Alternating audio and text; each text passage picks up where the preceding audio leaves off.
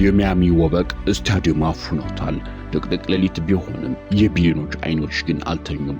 ሁሉም በአንድ ምትሃተኛ ላይ አርፈዋል፣ በሊዮኔል አንድሬስ ሜሲ። ክስተቷ ኬፕ ቨርዴ፣ ስሞል አይዝላንድ፣ ቢግ ድሪም። ትንሿ ደሴት ግን ልባሟ አገር። የፈርዖን ወራጅ ለግብፅ ሰርተዋል። የጓና ጁጁ አይዱ ኮበሬ ደግሞ ማነው ምርጡ ለሚሉ የጭቃ አውራጆች የዘወትር ተረት ሆኗል። ነገር ግን ይቺ ትንሽ የሰማዩ ለባሽ ሻርኮች ሀገር የዓለም ሻምፒዮኖስ ለማስጨነቅ ስትነሳ ታሪክ ራሱ ቆመ ተመለከተ። የ40 ዓመቱ ባለልምዱ ግብ ጠባቂ ቮዞኛ ከሜሲ በተቃራኒ በአንድ ሜዳ ላይ ቆሟል። ሁሌ አይለካም፣ አንዴ ነው ጀግና። ከሜሲ ጋር በአንድ ሜዳ መጫወት ማለት ሲል ቮዞኛ ቃላት ያጥሮታል። በትንፋሹ ውስጥ ትልቅ ስሜት ይሞላና ይቀጥላል። ነገሩ ህልም ነበር፣ ግን እውነት አደረግነው። በዚህ ዓለም ዋንጫ እኛ የሚረሳ ከእንግዲህ ማን አለ? ጀግናው አልተሳሳትም። ምንም ነገር በሕይወት ጸንተ እስከታገልክ ድረስ መቼም ቢሆን አይረፍድም።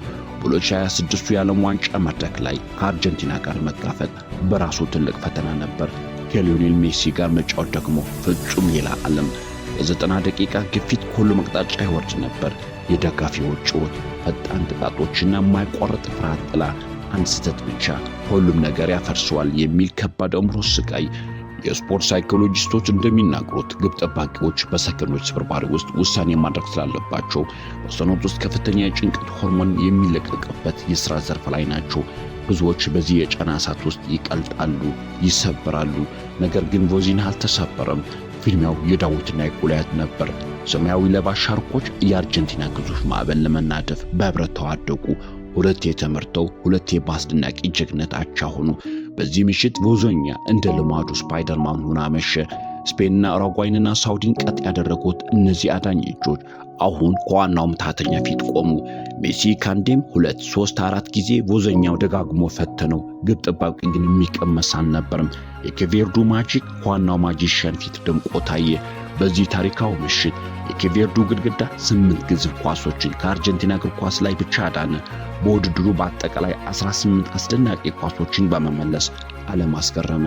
በዓለም ዋንጫ ታሪክ ዕድሜያቸው ከ40ና ከዛ በላይ የሆኑ እሱ የበለጠ ኳስ ያዳኑት የብሪታንያው ፒተር ሼልተን 1998 ኳሶችና የጣሊያኑ ዲኖ ዞፍ በ1982 27 ኳሶች ብቻ ናቸው። ቮዚንሃ ከእነዚህ ታላላቅ አፈ ታሪኮች ግን ስሙ በክብር ጻፈ። ዓለም እንዲወድቅ በጠበቀበት ሰዓት እርሱ ጸንቶ ቆመ። ነገር ግን ከዚህ ታላቅ ተጋድሎ ጀርባ ሌላ እውነት ነበረ። ቮዚኛ በሕይወት ትርጉም ያላት ቪዛ የተከለከለችውን ምስኪን ወላጅ እናቱን በዚህ ታምራው ብቃቱ ምክንያት በፊፋ ሙሉ ወጪ ወደ አሜሪካ አስመጣ። ከእናቱ ፊት ከእናቱ ቅዱስ ምርቃት ጋር እናት ሀገሩ ወርቃማ ታሪክ ጫፍ ላይ ደረሰ። አርጀንቲና ገረሜውን ኬፕ ቨርዴን 3-2 በሆነ ጠባብ ውጤት ረታች። ኬፕ ቨርዴ በክብር ተሰናበተች። ነገር ግን እሷ ራሷ እንደ ሜሲ ምትሃተኛ ነበረች። በድንቅ ጎሎቿ ታጅባ በታታሪና ጽኑ ብሔራዊ ጀግኖች ተውባ የቢሊዮኖች ልብ አሸንፋ ፍካዩን በኩራት አንገት አስደፍታ ወጣች። ነገር ግን የጨዋታው ማጠናቂያ ፊሽካ ከተነፋ በኋላ የዓለም ትከሻ ያራገፈ ሌላ ያልተጠበቀ ክስተት ተከሰተ።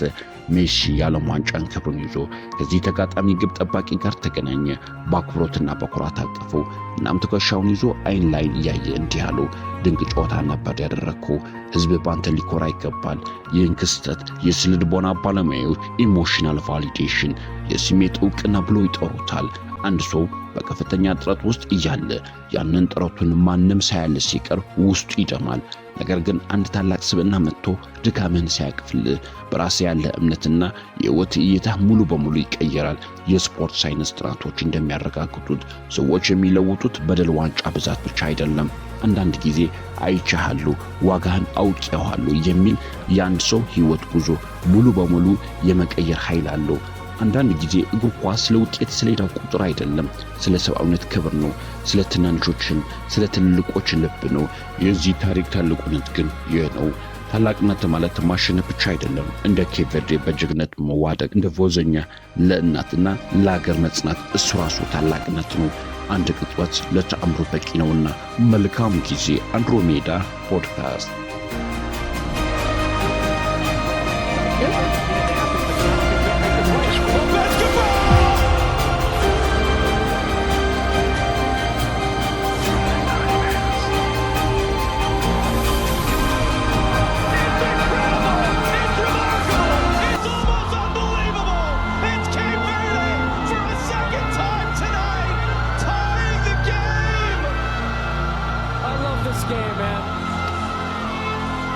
I just love it. The underdog rises again against